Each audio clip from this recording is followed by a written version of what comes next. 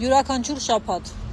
աշխարհում շուրջ 1 միլիոն մարդ ChatGPT-ին ուղարկում է հարցեր, հարցումներ, որոնցից արհեստական բանականությունը անում է ենթադրություններ, որ այդ մարդիկ մտադրություն կամ ցանկություն ունեն ինքնասպանություն գործելու։ Այս թեման չափազանց արդիական է այս պահին քննարկվում եւ ինչպես ChatGPT-ն, այնպես էլ բազմաթիվ այլ արհեստական բանականության համակարգեր փորձում են ստեղծել մեխանիզմներ, ինչպես հատկապես անչափահասների հետ կապված խնդիրը կարգավորման առարկա դարձնեն։ Սեպտեմբերի 30-ին OpenAI ընկերությունը, որը հիմնադիրն է ChatGPT, որը ստեղծողն է ChatGPT,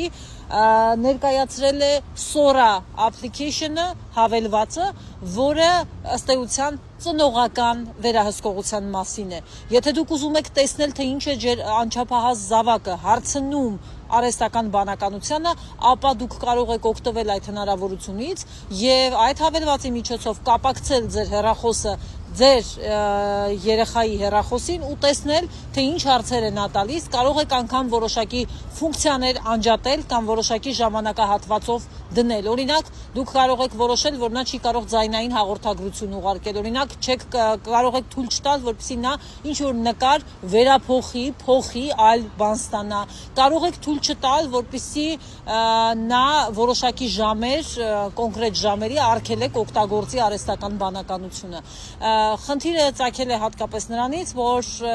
մեկ այլ արհեստական բանականության characteristic AI-ին այս պահին էլ դատական կարգով ծնողները մեղադրում են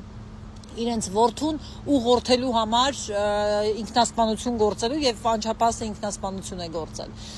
Այս թեման ըստ էության, ինչպես արդեն ասացի, արդիական է եւ ես ուզում եմ հասկանալ, դիմում եմ լսարանին, ինչ եք կարծում, արդյոք Հայաստանի Հանրապետությունում դա եւս արդիական թեմա է եւ ինչ քայլեր կարելի է ձեռնարկել, բացի օգտվելու արհեստական բանականության համակարգերի ստեղծողների կողմից առաջարկած այս հնարավորություններից։ Հարցերի դեպքում ես պատրաստ եմ դրանց պատասխանել։ Ձեզ լավ օր եմ մաղթում։